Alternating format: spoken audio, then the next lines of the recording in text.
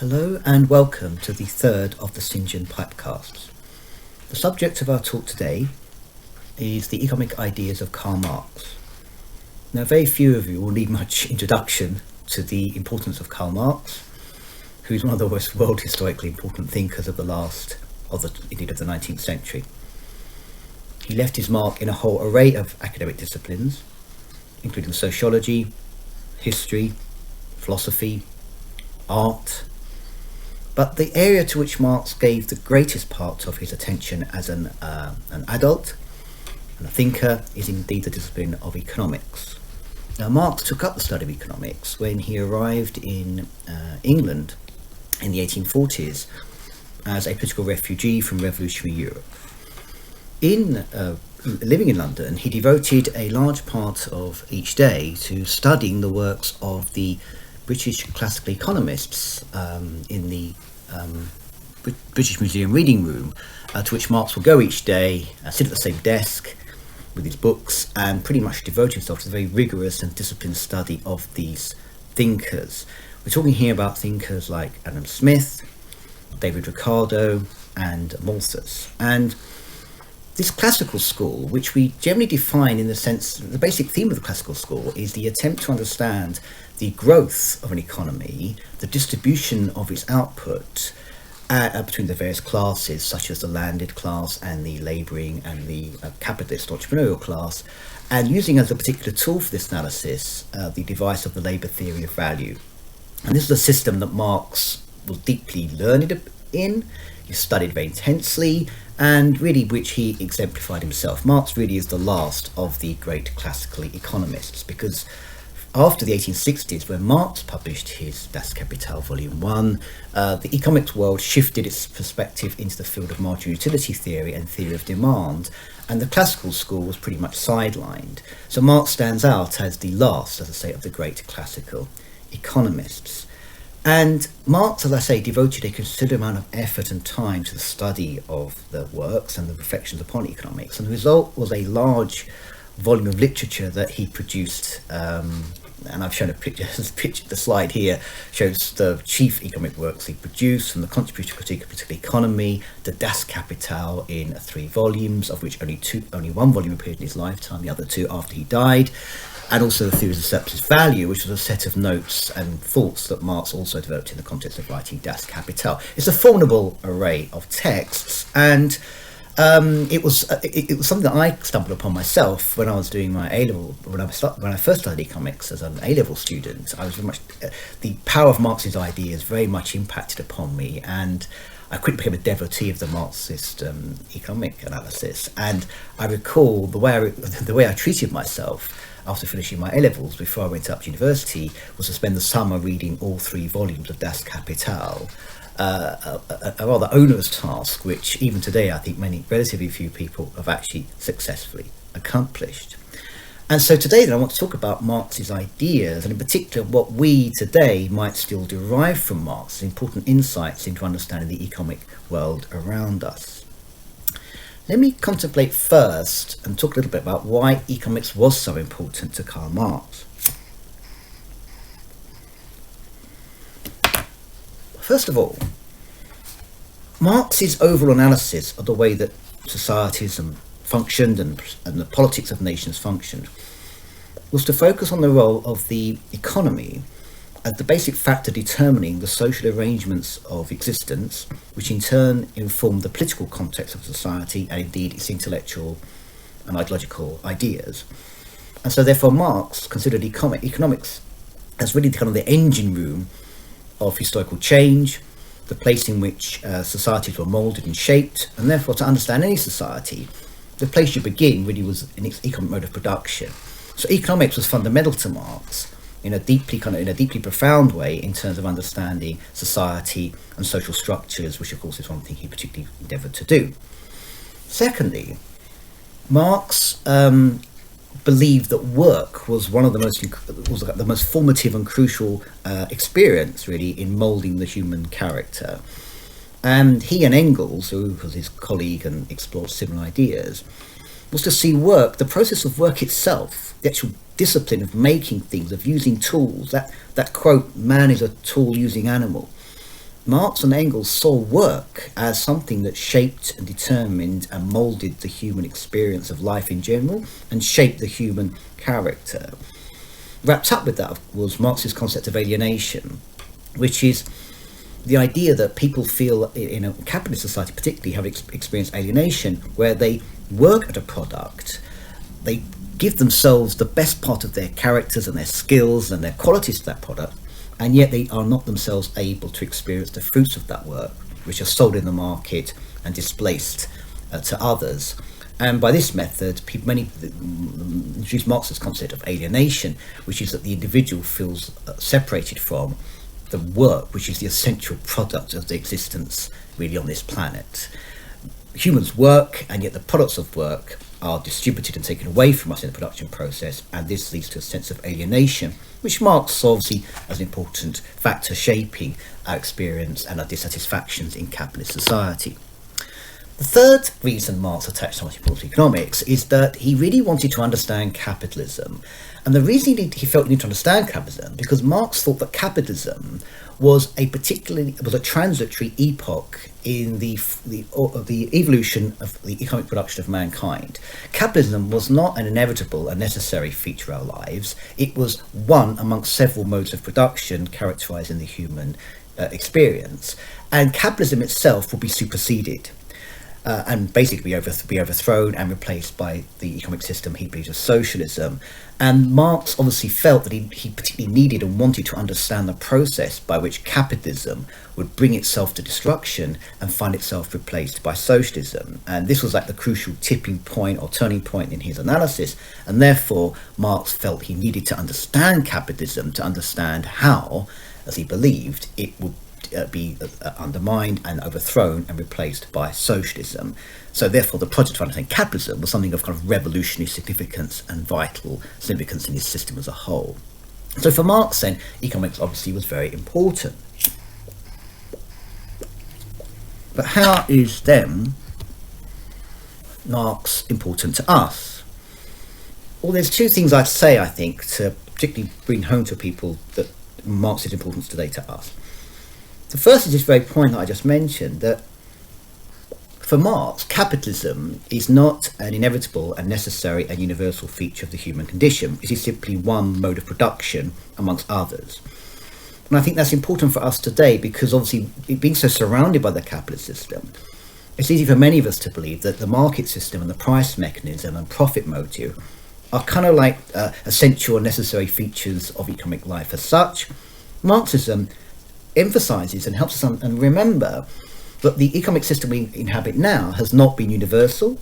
It came into existence, and by coming into existence, it may well change, evolve, or indeed be superseded by something else. And that's something many of us will need to be reminded of, and that economic laws are not often perennial laws, but in fact ones located particularly in the system we operate within today, the capitalist system. And that's an important corrective, I think, from many economic textbooks, which generally start with the idea of the economic problem, the allocation of scarce resources to competing means, for example, as being a universal feature of the human condition, which in one sense it is, but in saying that, one overlooks many of the distinguishing and vital and textual features of the capitalist system, which is not universal, but rather particular to a particular period of time and a particular mode of production. And to be reminded of that, I think, is something that Marx is still very relevant to us today. The second thing I say about Marx, which again I think is a corrective to our conventional textbooks, is the idea that the economic system is characterized by disequilibrium. And if you read a conventional economic textbook, the whole project really is to explain the concept of equilibrium. Diagrams and models, they tend towards equilibrium determinant outcomes, and much of economics is devoted to the study of equilibrium in particular markets or particular firms, and of course the concept of general equilibrium for the economy as a whole. So the great thrust of economics the last 100 years has been the study of the tendency towards equilibrium, whereas Marx says that this is frankly totally unrealistic and doesn't actually is not reflected in life as we live. Marx says that the capitalist system is inherently tending towards disequilibrium. It's a system of fluctuation, a system of variability, a system that's never at rest, a system of flux. And within this, there's not this kind of process towards harmony and the kind of reconciliation of contrasting interests in an equilibrium. There's in fact inherent at all levels conflict, in particular class conflict. And so Marxism again helps us think about a real world economy where we don't see equilibrium, we see change and disequilibrium, and we don't see harmony, but very often we see disharmony and conflict. And again, in a world that's so racked today with conflict and issues over climate change, or issues over inequality, rich and poor, and the widening difference between these groups, to be reminded again that economics is about, can be about disequilibrium situations and conflict situations, is something I think many of us would appreciate. And if you look at this picture here, it shows the rate of economic growth in Britain since the late 1940s. I think what this graph shows, this shows the rate of growth. That if we were to assume, for example, the rate of growth being a constant rate of, say, 2% per annum, which is the long run average of the British economy, I imagine, you'd expect basically a flat line, a horizontal line drawn across in that diagram at 2%. In fact, that's not what we see at all. We see growth rates that are hardly ever 2%. Some years they're above 2%, some years they drop significantly below 2%, some years we get booms of above 6%, and other years we get recessions or depressions where the economy actually shrinks by, in this graph, by 4% or more. And so that a kind of diagram like that, if you looked at that and you said, does the economy tend towards equilibrium and stability, you're going to say no, it doesn't. It tends towards disequilibrium and instability, booms and slumps. And for that you might think Marx is a better guide than many conventional textbooks and economic theory. So for that reason, I think Marxism is something that's still relevant to us today. Okay, so Marx then is an economist, and he's trying to understand what he called capitalism. Now, capitalism for Marx means a very particular thing, and the definition I've put up here is this. It's that mode of production where labour power itself is a commodity, where workers sell their ability to work to a capitalist or business person, and in return they are paid wages. It's got a transaction. The worker says, I have got this power to work, I will sell it to you, Mr. Business Person. In return they're going to pay a certain amount of payment per hour worked. And capitalism is a situation where that is the dominant form under which labour is extracted. There are other forms and other systems like serfdom or slavery, but capitalism is characterised by the allocation of labour through the market system as a commodity for which a price is paid in the form of the price per unit of hours worked from the worker. The worker sells to the capitalist their ability to work.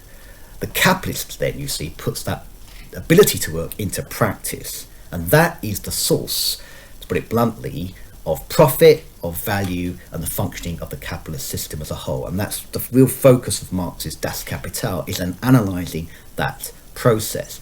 And as I said, Marx was a classical economist, and that meant he used what I talked about before, the labour theory of value. And the labour theory of value, therefore, we need to explain a bit about to understand this core element of Marxist thinking.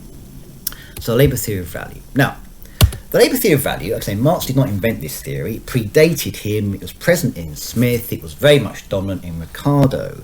But Marx took it up and really, of course, today made it his own to a degree.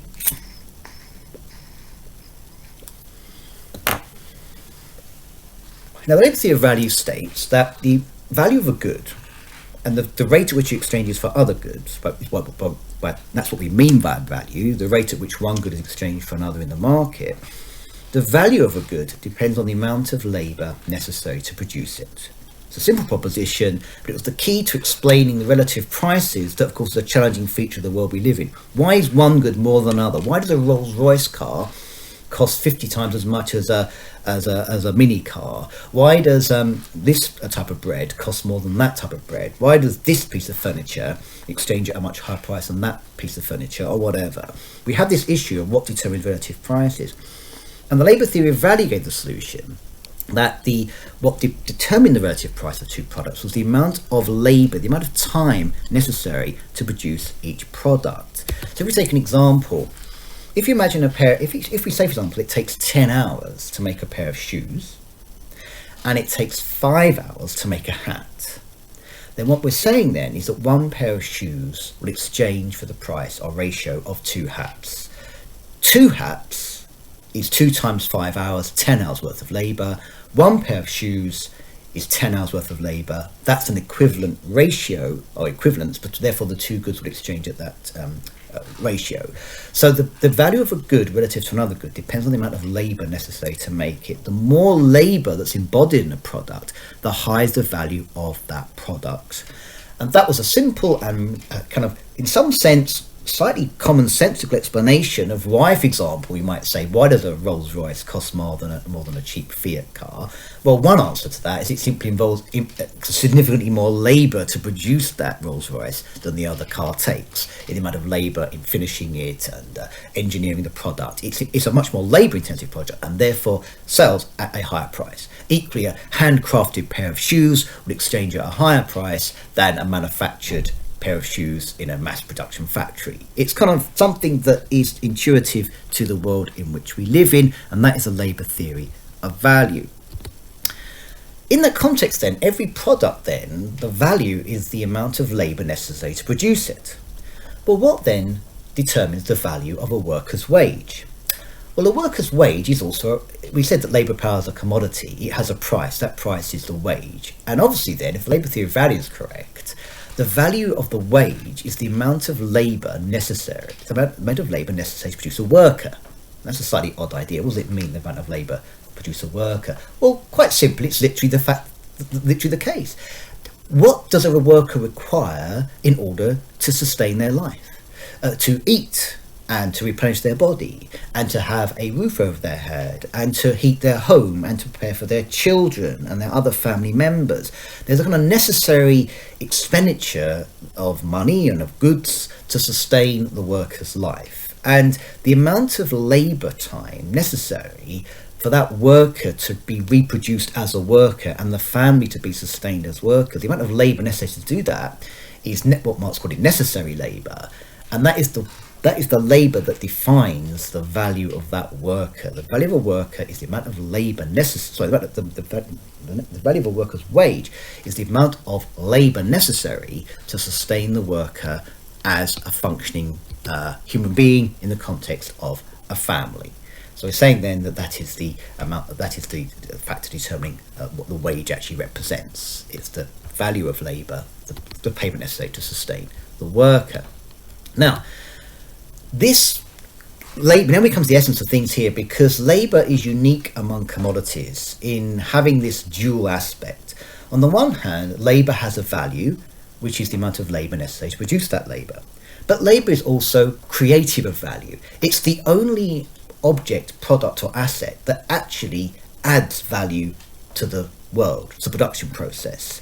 Other products simply pass on the value that they already contain within them. So if, for example, we use some oil, some processed oil in the manufacture of a product, we buy the oil in the market, the oil then becomes a raw material, cost of production into the production process.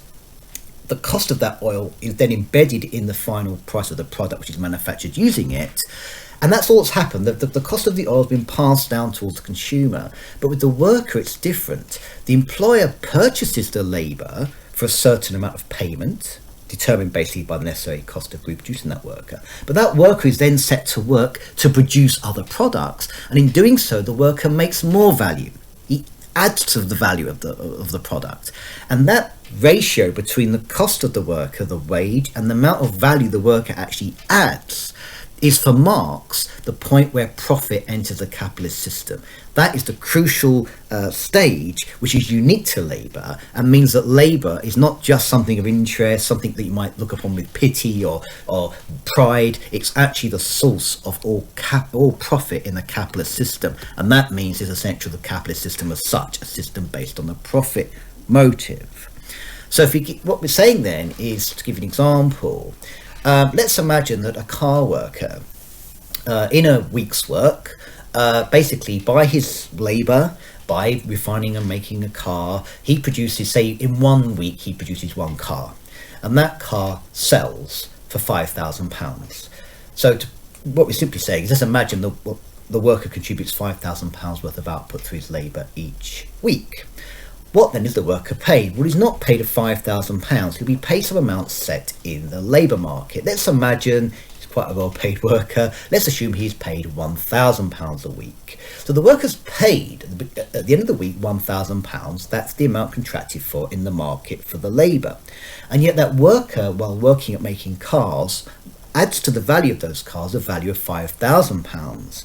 And that means you've got this difference between the £1,000 the capitalist pays and the £5,000 value the worker creates in the product that's sold in the market. And the gap between the amount the employer pays and the amount the product sells for, the gap between that is called the surplus value.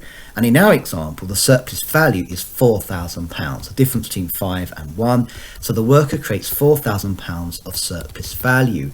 And the point then really is that the worker is the source of the value added of the firm and is the source of the profit of the firm. The capitalist makes a profit not because of anything he particularly does, but because of something that the worker does. And of course that produces quite a striking image as shown here in this picture. On the right hand side you've got the fat capitalist who is sitting on the great bag of money created by the workers, the labour value created by the worker, but the poor worker on the left hand side is merely fobbed off with a relatively small bag of change. And that ratio between the amount the worker adds to the value of the output and the amount the worker himself is paid, the ratio of S to W, Marx called the rate of surplus value, or the degree of exploitation of labour.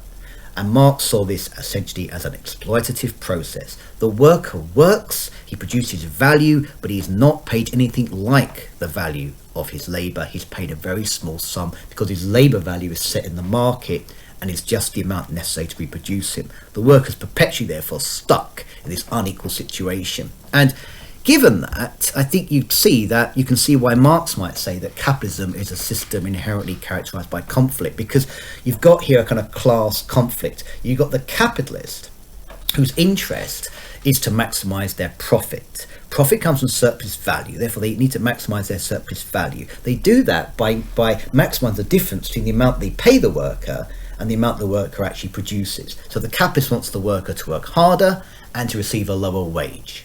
By contrast, the worker wants to, in a way, work less hard, offer less hours at work, and receive a higher wage. It's an obvious contrast, a contradiction of interests.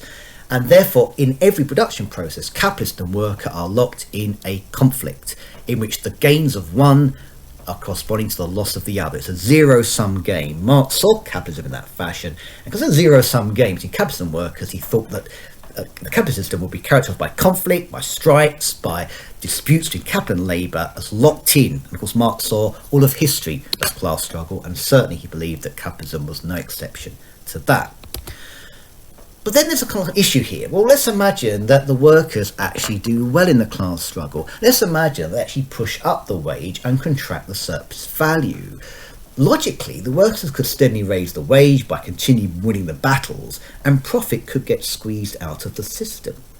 So why does this not happen? Why does profit exist at all? Why don't the workers simply, basically by successful class struggle, extract the surplus for themselves? Well, the classical economists had an answer for that. They said the worker's wage was pretty much fixed at what we call subsistence or reproductive level. And the reason was, this is the theory of Morph versus population theory, is if they believed that if you paid workers more money, if workers got better off in real terms, they would simply have larger families and more of their children would survive into adulthood. That would mean the labour supply would increase, wages would be pushed back down, and essentially therefore the workers were always stuck in a kind of perpetual subsistence situation due to the laws of organic laws of population. Marx rejected this as kind of humbug. He thought that it wasn't population growth and biology that kept wages down, it was in fact unemployment. And Marx had a concept called the reserve army of unemployed, and Marx said one of the features of capitalism is perpetual and recurring unemployment. Now, why is this? The reason is that let's imagine that the employers indeed successfully stage a strike, they push up their wages, and the capitalist is forced to pay more wages for their workers. That means surplus value is contracted, and really the worker is in a way profiting at the expense to that degree of the employer. Now, the employer is not just going to sit back and take that. They will take it at first. Yes, they will pay the increased wages. They have no choice. But then they think, well, the cost of production's gone up, wages are costing us more than before. I know what we'll do. We'll substitute mechanisation for labour. We'll introduce capital where workers were. Basically, they will turn to technical progress to substitute machinery or technocratic production or capital-intensive production for workers. And Marx basically thought then that, in a way, the worker could never truly win. If they start to push up wages, all the capitalists do is respond by substituting machines for people. And that, again, obviously is quite a plausible perspective on the world we live in. How many of us now have had the experience of going to self-service checkouts in supermarkets where once people were, there are now machines? I go to check in my luggage at the airport. Once a person was there to greet me, now I label it myself and put it in the machine myself. And of course, anyone familiar with what a car factory looks like today and what a car factory looked like back in, say, 1920 will see a radical difference in that machinery is now much more extensively employed. And the effect of this, therefore, was to continually replenish what Marx called the reserve army of unemployed. And here's a diagram showing unemployment levels in America for the last pretty much 100 years.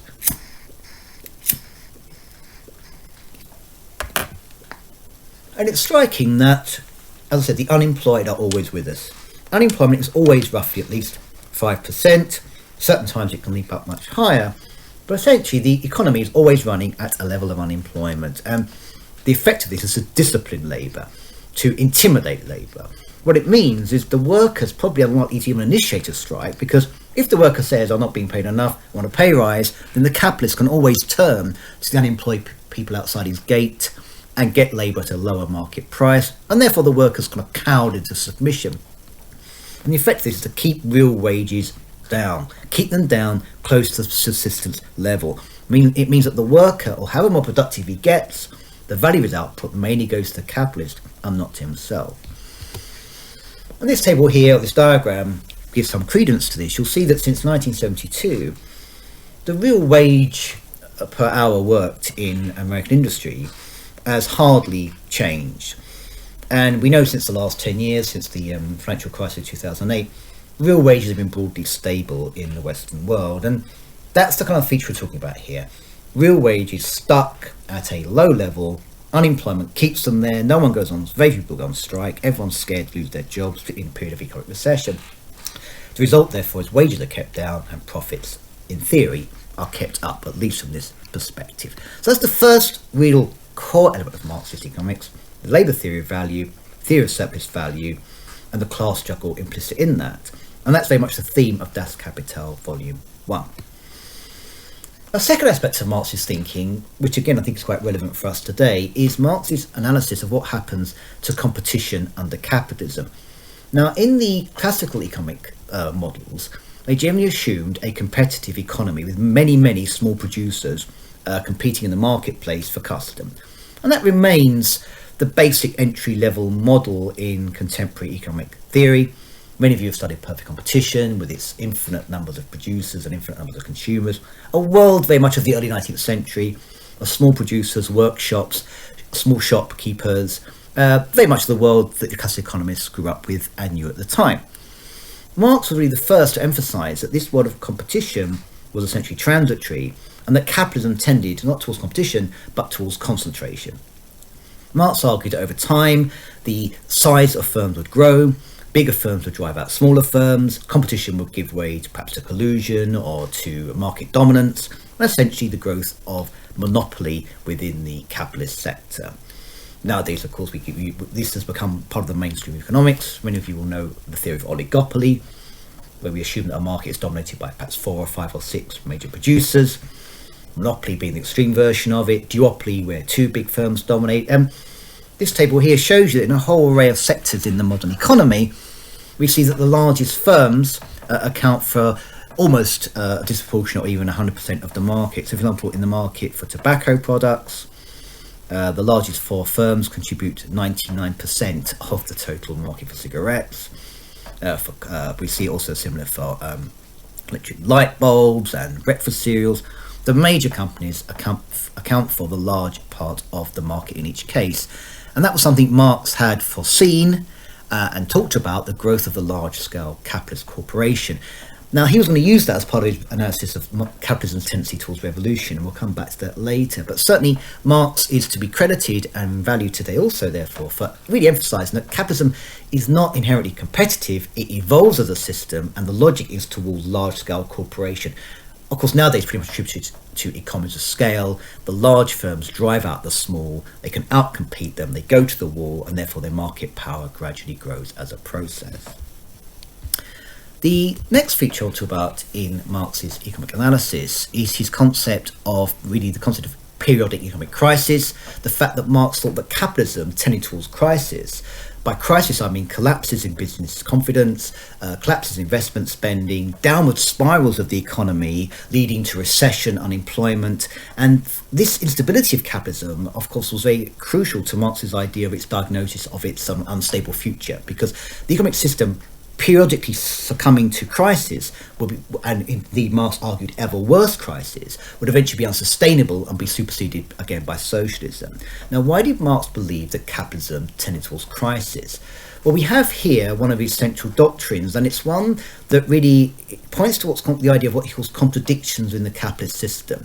What Marx is saying is capitalism has tendencies within it which are mutually self-defeating, and when operating tend to bring the system into crisis. And the law of declining rate of profit is the best example of that. Now, Marx believed that the profits in the capitalist system would inevitably tend to decline. The rate of profit under capitalism would decline. And this falling rate of profit would undermine business confidence and investment and bring the system into a downward spiral of crisis and slump. Now, why did Marx argue that? Well, the key to that really is shown in the equation which I'm showing on this slide. Now, Marx says the rate of profit, and it's fairly commonsensical to see this, the rate of profit then is the rate of return on the investment of the firm. How do we have to compare the return to investment to the amount invested? Now, in Marx's formulation, that can be expressed in the following way. Now, the return to investment is clearly our good old friend surplus value, which we visited before. Surplus value is the extra revenue generated by the capitalist in production. It's the origin of his profit. So surplus value really is the kind of absolute amount of profit, the money value of profit returned to the capitalist from doing business. That's the S value or surplus value in that equation.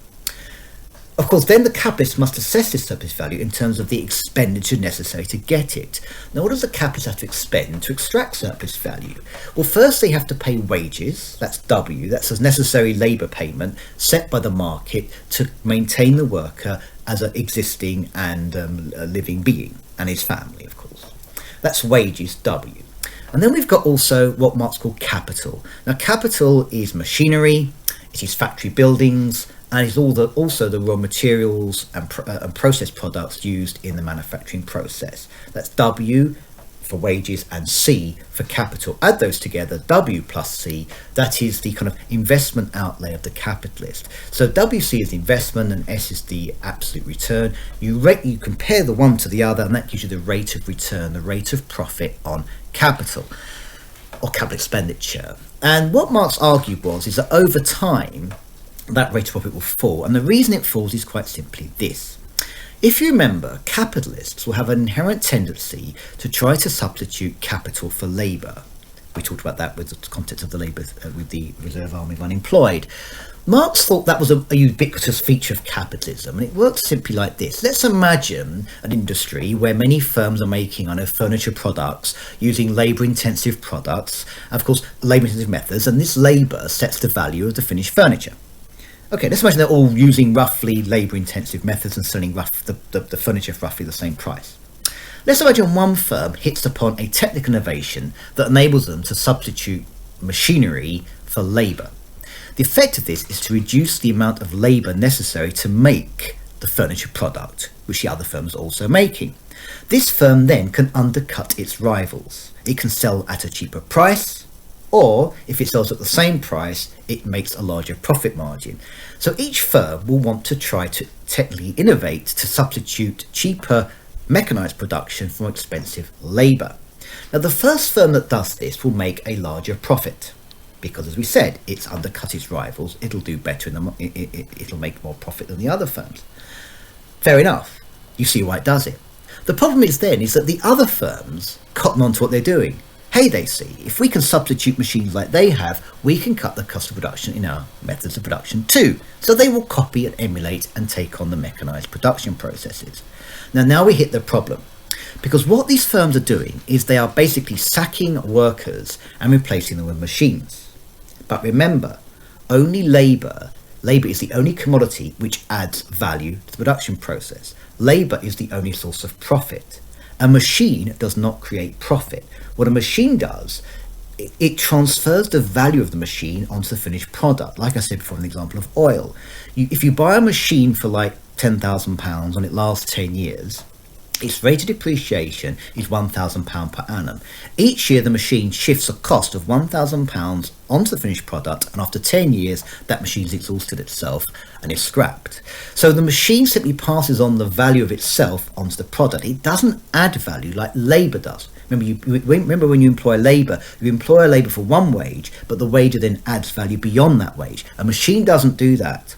And so when the capitalists replace workers with machines, they are basically replacing the very goose that lays their golden eggs. They are scrapping profit-creating labour and replacing it with dead capital, which doesn't add to profit. So it's a classic kind of Marxist dialectic. Yes, each firm can do better by mechanising, but if all firms mechanise, all that happens is the rate of profit in that industry declines, because surplus value is going down, wages are going down, but capital C is going up, and the C goes up relative to S and W, so the rate of profit will decline inevitably. And Marx says that capitalism continually repeats that cycle, and it's that tendency to overinvest in capital that drives down the rate of profit, which leads to capitalists then realising there's no return on investment. They pull back their investment and you get an economic slump and a downward negative multiplier, the kind of thing that Keynes was talking about. And that's Marx's theory, basically, of the recurrent nature of crisis, is the recurring propensity of the rate of profit to fall under capitalism. And this diagram here shows the rate of profit by various measures in American industry since the 1950s. And in a way, we do see once again Marx may be onto something here, because the rate of profit has declined and it's kind of stabilised at a lower level. And it does suggest, and indeed the modern business environment tends to show, that profit is harder and harder to come by in the current economic system. And maybe that's because indeed we've got the movement towards AI, the movement towards mechanised production processes. Well, very well, maybe then by mechanising and going towards computer technology, capitalism is destroying the very source of profit, which is labour. And the result, therefore, is to be seen in the sclerosis and slow growth and kind of relative stagnation of modern capitalism. So perhaps, again, that does verify Marx's intuition or analysis here. Okay, right, let's put these various things together, and we then come up with the basic idea that Marx had, which is that capitalism indeed is doomed to self-destruct. Capitalism is not an eternal mode of production. It will eventually be overthrown, and there's a particular economic reason for this, which I've outlined here. The first reason is that thing we talked about, which is the gradual growth of firms. As firms get larger and larger, Marx believed there'll be more and more workers working for a smaller and smaller number of firms. Marx believed that meant that the number of capitalists would steadily kind of decline as the small shopkeepers are destroyed by the big corporations and the small producers. And at the same time, workers will be used in larger and larger numbers in bigger and bigger companies. And this Marx thought that this would basically put the skids under capitalism, because the workers would increasingly realise that who actually runs the business? It's not the businessman or the capitalist. They don't even see them. I mean, no one working for Microsoft has ever really met Bill Gates.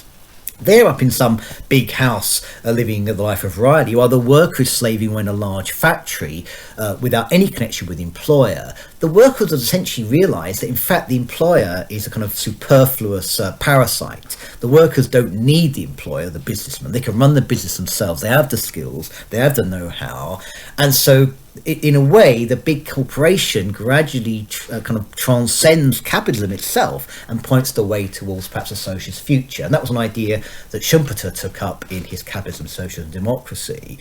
Large corporations, in fact, tend to make the capitalists superfluous and the worker the key to the production process. That's the first thing. The second thing Marx talked about, of course, was the law of tendency of the rate of profit to fall.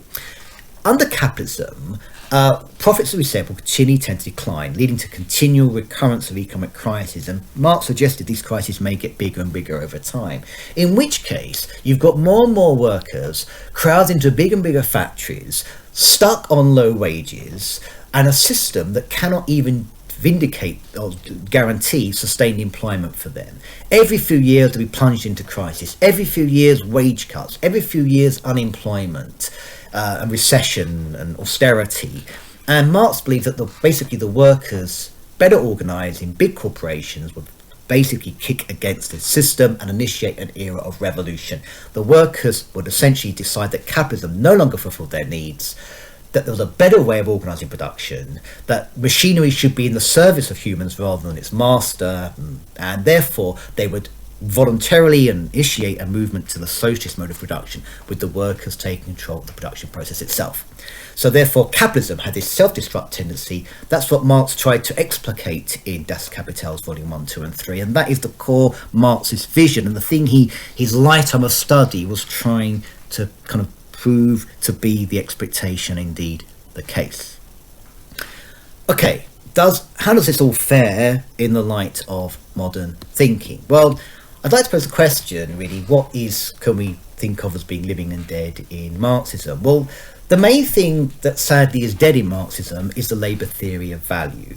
The labour theory of value was not only superseded in contemporary economic discourse by probably more sophisticated understandings of value that also reflect the role of consumer preferences and utility decisions and maximisation. But in fact, even Marx himself began to realise the labour theory of value just didn't really work. Marx was forced to recognise that in Das Kapital, Volume 3. And the reason for this is quite simple.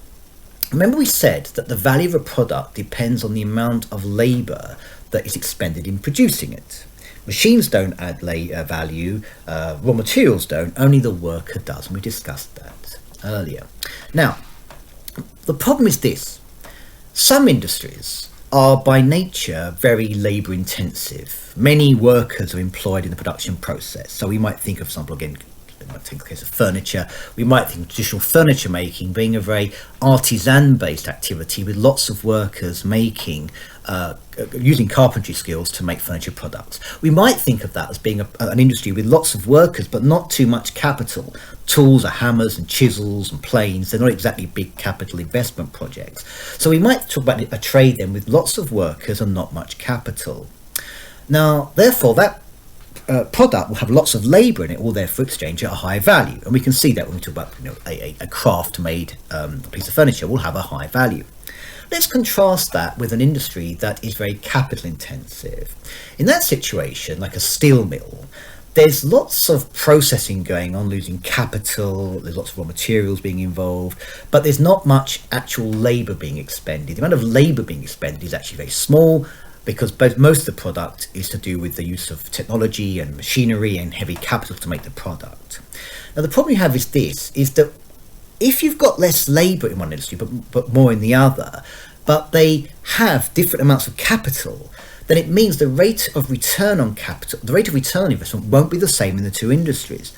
Nobody will want to invest in an iron industry if the value of the product is small because there's not much labour used to make it. By contrast, everyone wants to invest in a furniture factory where there's not much capital but loads of living labour that adds value to the product.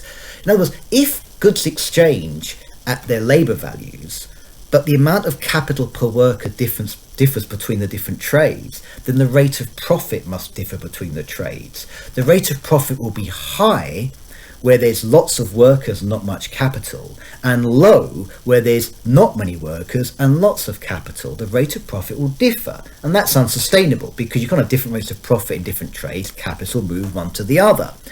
And Marx was forced to accept this, and he brought in the concept of prices of production. What Marx said is that what happens is that when an industry uses lots of capital, the price of that product will rise above its labour value. In other words, the amount of labour used to make steel is not much, but to offset that fact, the price is above the labour value for iron or steel to raise the price, so the rate of profit is the same in iron making as it is in, say, furniture, because in furniture the price of the finished product is below the labour value. So prices are not equal to labour values. They vary away from them in order to equalise rates of profit between the two different industries. Now that's all fine as a solution to the problem, but of course it puts a bomb on the labour theory of value, because it means that actual prices are not exchanged by labour values. They're basically adjusted for capital output, capital labour ratio differences. And that basically means that actual prices aren't due to the labour theory of value at all. So poor old Marx, when he got to Das Kapital Volume 3, realised his problem. He tried to solve it, and he did. But in so doing, he kind of made his own theory pretty much redundant. And so I'm afraid the labour theory of value doesn't really cut ice today. And with the labour, of course, with the labour theory of value goes the theory of surplus value. Also, with the labour theory of value goes the theory of the declining rate of profit. And so I'm afraid a large chunk of Marxism goes with the classical labour theory of value. Marx was a prisoner, really, of an outmoded form of analysis. He himself helped to terminate it by price of production theory. The effect of it, though, is to pretty much make a large part of Marx's economics theoretically redundant, sad to say. However, that doesn't mean it's all over for us, for Marx Economics. And I've made 4 points here, I think, which are relevant today, as I've said before, and to bring them together. First, the idea of conflict. We began by saying that Marx saw conflict as inherent in the capitalist process, as something that will shape our economic lives, and something that we need to bear in mind to understand any phenomenon. And I think that that's something that we can regard as still relevant as we look around the world today, with protest movements of North and South, rich and poor, class conflict. Really, the idea that conflict is essential to the economic process itself and not simply some aberration is something that really is central to Marx, and something that many of us will still want to carry away with us and use today. The second thing I think that Marx really drew attention to that is still relevant is what we nowadays call the principal agent problem. That is the fact that the capitalist employs the worker, and he buys the worker's labour power, but he doesn't actually buy the work. The work is what happens next, and the question really is the worker going to work? If so, how much, how long, how intensively for? And that gap between the employment moment of the labour contract and the actual production process of where the worker is actually employed is a crucial indeterminacy in the labour contract and the labour market itself. And I'd say economists nowadays call that the principal agent problem, where the principal is the person who commissions an act, but the agent is the person who does the act. And of course the agent has an incentive, to put it bluntly, to shirk and cheat, and the principal has an incentive to make the agent work. But the question is how they make that happen. And Marx's analysis of the labour process is really the first to really highlight the indeterminacy of the labour process, and therefore the principal agent problem. And Marx obviously biased that analysis towards conflict, but that's still something I think that any firm will be familiar with, and modern economics has had to pay more attention to. Thirdly, as I said, Marx saw capitalism as tending towards large corporations as small firms are pushed out by the growth of large capital, exploiting economies of scale and dominating the market. That is something, again, which modern economics had to come to terms with, and something, again, which is a corrective to those assumptions you make early on in your course, which is competitive markets. There are no such thing, and if there are, they're transitory. Capitalism is not about competition, it's about consolidation, corporatism, and Marx pioneered that, and it's a corrective to make us still remember that today. The final thing I said, if you remember, was that Marx's economics emphasises our disequilibrium. Again, as I say, look in your diagrams, look in your economic textbooks. Again and again, every market tends towards equilibrium. It's comparative statics. It's one equilibrium leading to another. Well, Marx is saying, don't look at equilibria, look at disequilibria. Expect conflict, expect instability, expect crises. Don't expect stable growth, expect unstable growth. And so Marx is, I think, a great corrective to really point us towards the role of conflict and disequilibrium and instability in capitalism, rather than the simplistic models of stability within conventional economics. So I think then that although sadly a lot of Marx's labour was historically rather outmoded, and he became in a way a victim of the very historical processes of transience that he diagnosed, still Marx is someone you'll want to study, you'll want to think about his ideas, and he's essentially a thinker who, is an amazing creative force, and he does open up whole vistas that modern economists still can not afford to completely neglect. On that basis, I'd like to finish this third St. John Pipecast. Thank you.